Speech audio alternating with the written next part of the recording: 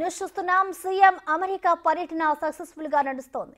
పెట్టుబడుల లక్ష్యంగా సాగుతున్న ఆయన టూర్లో పారిశ్రామికవేత్తలు తెలంగాణ ప్రభుత్వం శరవేగంగా ఒప్పందాలు కుదుర్చుకుంటున్నారు. తెలంగాణలో పెట్టుబడులకు బయోఫ్యూయల్స్ తయారీ సంస్థ స్వచ్ఛ బయో గ్రీన్ సిగ్నల్ ఇచ్చింది. త్వరలోనే తెలంగాణలో second generation cellulosic biofuel plant ఏర్పాటు చేయడానికి రెడీ అయింది. ఇందులో భాగంగా తొలి దశలో 1000 కోట్ల రూపాయల ఇన్వెస్ట్మెంట్ చేయనుంది. దీంతో 500 మందికి ఉపాధి లభిస్తోంది. ఇందులో ప్రత్యక్షంగా 250 మంది, పరోక్షంగా 250 మంది లబ్ధి పొందనున్నారు. సీఎం రేవంత్ రెడ్డి బృందంతో స్వచ్ఛ బయో చైర్పర్సన్ ప్రవీణ్ పరిపాటి చర్చలు జరిపారు.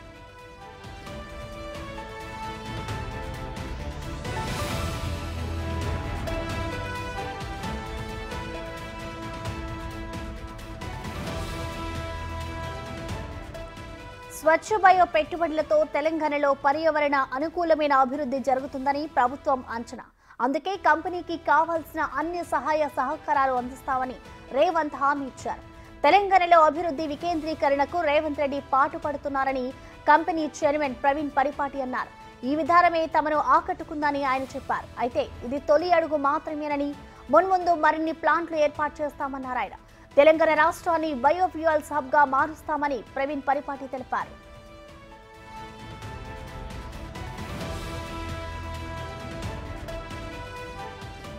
మరోవైపు ఆర్సీఎం కంపెనీ కూడా తెలంగాణలో తమ కార్యకలాపాలను విస్తరించేందుకు ఒప్పందం కుదుర్చుకుంది. కంపెనీ ప్రతినిధులతో సీఎం చర్చలు జరిపారు. వచ్చే 2 నెలల్లో హైదరాబాద్ లో 500 మంది అత్యాధునిక సాంకేతిక నిపుణులను ఆర్సీఎం కంపెనీ నియమించుకోనుంది.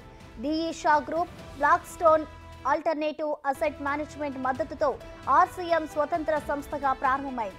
బ్యాంకులు, హెడ్జ్ ఫండ్లు, సంస్థాగత ఆస్తుల నిర్వాహకులు, ప్రైవేట్ ఈక్విటీ సంస్థలకు సంబంధించిన డేటాతో పాటు కార్యకలాపాలపై ఈ కంపెనీ విశ్లేషణను అందిస్తోంది.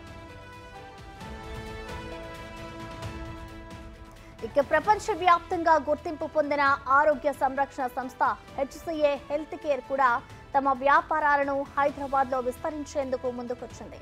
త్వరలోనే గ్లోబల్ కేపబిలిటీ కేంద్రాన్ని ఏర్పాటు చేయనుంది.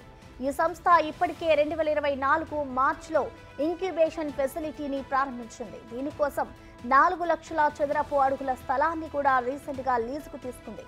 రేవంత్ అమెరికా టూర్ కి సంబంధించిన సమాచారం మా ప్రతినిధి లక్ష్మణ్ అందిస్తారు.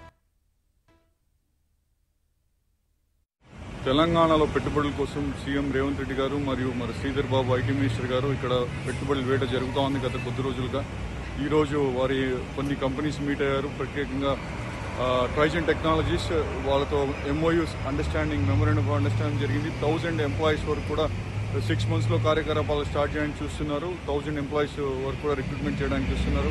అలానే ఆర్సీజీఎం వాళ్ళు నెక్స్ట్ 2 yearsలో ఆర్సీజీఎం అనే ఫర్మ్ నెక్స్ట్ 2 yearsలో దగ్గర 500 మందిని కూడా రిక్రూట్ చేయాలని చూస్తున్నారు. ఆ ఎక్స్పాన్షన్ ప్లాన్స్ కూడా గవర్నర్ ముఖ్యమంత్రి గారు వాళ్ళ సీఈఓతో మాట్లాడారు. అలానే దాని తర్వాత వచ్చేసి ఇంకోటి బయో ఇంధన సంస్థ, అది కూడా 1000 మంది ఎంప్లాయ్మెంట్ వచ్చేటట్టు ఇన్వెస్ట్మెంట్స్ వచ్చేలాగా 1000 కోట్ల వరకు ఇన్వెస్ట్మెంట్స్ వచ్చేలాగా మెమోరాండం ఆఫ్ అండర్స్టాండింగ్ జరిగింది. అలానే ఇండియన్ కాన్సులేట్ ఎంబసీ వాళ్ళు ఈరోజు ఏం చేశారంటే round table conference lunch meeting జరిగింది. రేవంత్ రెడ్డి గారు చాలా మంది సీఈఓస్తో lunch meeting, round table conference జరిగింది. అందులో కూడా బహుశా చాలా అనౌన్స్మెంట్స్ ఇంకా రావాల్సి ఉన్నాయి. ప్రస్తుతానికి అయితే మనం వెయిట్ చేస్తూ ఉన్నాము. లాస్ట్ థింగ్ ఏమైందంటే రేవంత్ రెడ్డి గారు వాళ్ళే క్రికెట్ అందుల టీం, ఇండియన్ క్రికెట్ అందుల టీంతో వారితో కూడా ముచ్చటిచ్చారు. వాళ్ళని ఎంతగానో పొగిడారు రేవంత్ రెడ్డి గారు. సో చాలా బిజీగానే నడిచిందండి రేవంత్ రెడ్డి గారికి. 3-4 అగ్రిమెంట్స్ జరిగాయి. ఇంకా వేరే అనౌన్స్మెంట్స్ కూడా రావాల్సింది. లంచ్ రౌండ్ టేబుల్ కాన్ఫరెన్స్ అయింది చాలా మంది సీఈఓస్తో. సో బేసికలీ ఈ మీటింగ్ తర్వాత రేవంత్ రెడ్డి గారు ప్రత్యేక విమానంలో వాషింగ్టన్ డీసీకి వెళ్తున్నారు. రేపు వాషింగ్టన్ డీసీలో వరల్డ్ బ్యాంక్ మెంబర్స్తో తర్వాత ఇంకొంచెం మంది సీఈఓస్తో మీటింగ్ అయిన తర్వాత డల్లాస్కి పయనిస్తారు. నేను మీ లక్ష్మణ్, న్యూయార్క్.